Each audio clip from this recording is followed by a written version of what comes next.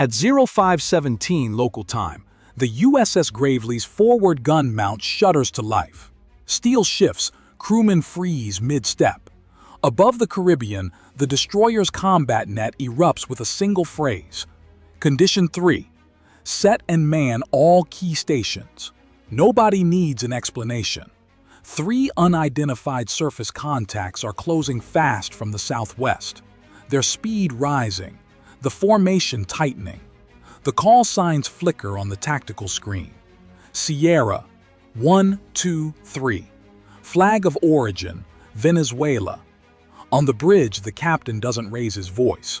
He doesn't have to. Orders ripple through the decks. Magazines unlocked, safeties cleared, crew on helmets. Below, the Combat Information Center tracks the targets, closing in at 28 knots bearing 243, converging. The destroyer's 5-inch gun rotates just a few degrees, enough to send a message without firing a single round. Visual confirmation. Negative, sir. Low profiles, likely fast patrol boats. The Venezuelans are running light. No heavy signatures, just speed and intent. Whoever's driving them knows exactly how to get close without crossing a line. The Gravely's electronic warfare suite hums online, sensors spreading across the electromagnetic spectrum. Every ping, every emission is recorded. Up on deck, sailors glance toward the horizon where the sun hasn't even broken yet. They don't see shapes, just motion, streaks on water. They've done this before, but not with Caracas this angry, and not this close to the edge of international waters. Because this time, the order isn't standby, it's show presence. The operations officer leans over the surface tracking display. Contacts are now inside 12 nautical miles and closing. Recommend we mark them hostile intent, pending identification. Copy that, the captain replies. Bridge, maintain course. Weapons, stand ready, but hold fire. Down on the main deck corridor, sailors slide into their stations. The 5-inch loaders check the shell feeds. CIWS crews power the radar-guided gun's hydraulic drive. The phalanx turret spins, its distinct whine audible even through steel bulkheads. Every ship in the U.S. fleet trains for this. A fast approach drill that usually ends in laughter. But drills don't come with national flags. Communications cut across the net. Bridge CIC, contacts accelerating to 29 knots. Understood. Mark CPA 4.6 nautical miles. Plot interception vectors. The helmsman studies the destroyer's heading, keeping her within the boundary of international waters by less than 3 miles. Any deviation, and the lawyers start calling it provocation. On the bridge, binoculars sweep the horizon. Nothing yet, but the bearing is clear. The Venezuelan boats are driving straight for the Gravely's beam. A move that says, "We see you, and we're not backing off." The captain taps the intercom. Engineering. Maintain full power on the turbines. We may need to maneuver. This is not a drill anymore. USS Gravely isn't here by accident. For the past 2 months, U.S. destroyers and Coast Guard cutters have been patrolling the southern Caribbean under Operation Sentinel South, a joint mission aimed at stopping drug smuggling routes tied to Venezuelan waters. On paper, it's maritime security. In practice, it's a message. Washington is watching.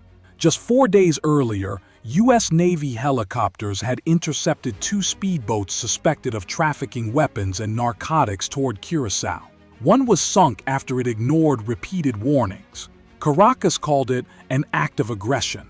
The Pentagon called it law enforcement at sea. Now, Venezuela's Navy is pushing back, testing the line between defense and provocation. The USS Gravely, an Arleigh Burke-class destroyer, is among the most advanced surface combatants afloat. At 155 meters long, its SPY-1D radar can track over 100 targets, while its Aegis combat system links directly to U.S. and Allied aircraft overhead. That power is what makes these encounters dangerous.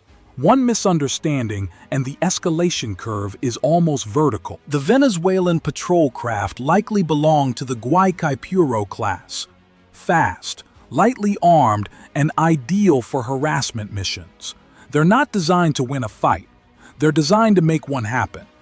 Within U.S. Southern Command, these gray zone encounters are known by another term: controlled friction. The kind that can stay political right up until it isn't. For the sailors on board the Gravely, none of that matters right now. The politics are 1,000 miles away. The threat, less than 10. Every system that matters aboard the Gravely is now alive. On the foredeck, the 5-inch 62 caliber Mark 45 gun hums in standby, its barrel locked toward the southwest. The weapon can fire 70-pound shells over 13 nautical miles, accurate enough to hit a moving speedboat if it ever came to that. Aft, the Mark 15 Phalanx close-in weapon system, nicknamed the Sea Whiz, spins its 6-barrel Gatling gun, ready to spit out 4,500 rounds per minute. It's the ship's last line of defense, designed to turn incoming missiles into metal dust. The sailors call it angry steel, and right now, it's one bad decision away from speaking. Inside the combat center, the Aegis system fuses radar data, sonar returns, and electronic intercepts into a single digital picture. Every crew member can see the same information: contact bearings, range, vector, and speed. The ship's SLQ-32V3 suite passively listens for enemy radar signals, hunting for the telltale pulse of a targeting system. So far, nothing. Then there's the eye in the sky, the MH-60R Seahawk, the Navy's multi-mission helicopter. Crews call it Romeo. It can track submarines, scan surface vessels, or drop sonobuoys. It's the ship's overwatch and its early warning combined. The flight deck crew gets the call to prep for launch. Rotor blades fold out, tie-down chains come off. Every motion is calm, rehearsed, practiced 100 times before. But make no mistake, the entire ship is one order away from war footing, and everyone knows it. At 05:19, the Seahawk lifts from the deck, its twin engines roaring against the morning haze. The crew call sign is Razor 21. Their mission: eyes on, no weapons hot. As the helicopter banks south, its FLIR pod locks on to the Venezuelan patrol boats, 3 of them, small, fast, and running in a loose V formation. Their wakes cut the sea like white scars, engines pushing near maximum. From altitude, the crew can make out details: national flag, sensor mast, even individual crew on deck. The lead vessel carries a long cylindrical structure behind its bridge, likely a navigation radar or optical sensor. No deck-mounted guns visible, but that doesn't mean they're unarmed. Razor 21 to Gravely. Visual confirmation on 3 hulls. Formation steady. Speed 28 knots. Copy that, 21. Maintain observation. The Seahawk's MX-20 turret switches to thermal imaging. Inside the cabin, the sensor operator tracks bright silhouettes. 3 men at the helm, 2 midship, 1 aft, all watching the destroyer. Down below, Gravely maintains course. The ship's SPY-1D radar now tracks the boats with centimeter precision, but the crew doesn't lock on. That would cross the line from defensive to provocative. Instead, the message is posture. The Romeo circles wide, a silent warning that the U.S. Navy has eyes everywhere. For now, it's a standoff, but one that's tightening by the minute. By 05:22, the range has closed to 5 nautical miles. That's close enough for the Venezuelan crews to see the Gravely's hull number painted white on gray steel, and close enough for every sailor aboard the destroyer to feel the tension crawling up their spine. The bridge makes the first move. Venezuelan naval vessels, This is a United States warship operating in international waters. You are closing distance at high speed. Alter course immediately. The transmission goes out in English first, then Spanish. Silence. Seconds pass. Then the CIC watch officer reports, lead vessel still accelerating. 29 knots, closing to 4.8 nanometers. The captain's tone stays level. Set visible posture. I want all topside systems in sight line. No targeting radars active. On deck, the Phalanx CIWS turret shifts just enough for its barrels to catch the rising light.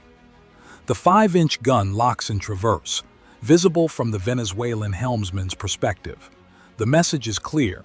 We see you. Don't make us prove it. Finally, a reply crackles through the commnet. Thick accent, tense delivery. This is Venezuelan Navy patrol. You are operating close to our territorial waters. Identify your mission. The bridge responds immediately. Venezuelan naval vessels. This is USS Gravely. We are operating legally in international waters.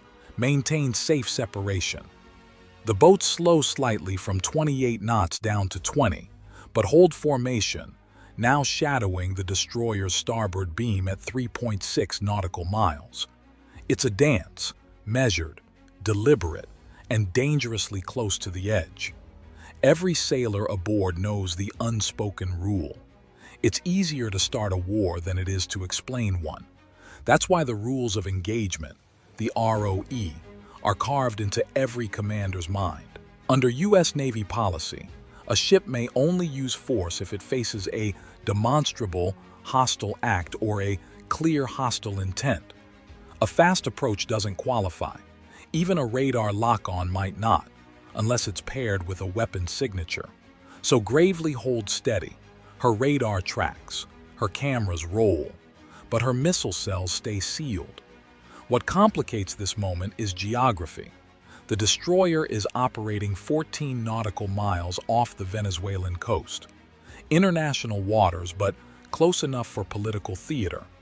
Venezuela claims extended jurisdiction under its Bolivarian security zone, a unilateral policy the U.S. never recognized. That's why these shadow runs happen so often. Both sides are acting within their rights, both knowing it's a matter of interpretation. Legally, Gravely is clean. Morally, the crew just wants to avoid becoming tomorrow's headline. If one sailor makes the wrong call, if someone misreads a radar spike or flinches on a camera feed, this could turn from a routine patrol into an international crisis in under 10 seconds. That's the paradox of deterrence. You show strength by not using it, and right now, restraint is the only weapon that matters. By 0534, the Venezuelan patrol boats begin a slow turn east. No radio farewell, no acknowledgement, just a quiet withdrawal, the kind that says, "We've made our point." The USS Gravely maintains course and speed, logging every second of the encounter. Radar tracks, communication attempts, power levels, even the temperature of the gun barrels. Everything gets filed and sent to U.S. Southern Command before sunrise. The Seahawk lingers overhead, circling one last time before heading back to deck. Its sensors capture the Venezuelan boats rejoining formation, moving parallel to the coastline at reduced speed. Back in Washington, analysts will dissect this encounter frame by frame. Was it a test of response time, a political signal, or just an angry flex after a week of U.S. anti-smuggling operations that embarrassed Caracas? For the sailors on Gravely, none of that matters. They just executed their mission, followed the rules, and prevented a standoff from turning kinetic. But every commander in the Caribbean knows what this really was. It was a warning shot made of motion, not fire.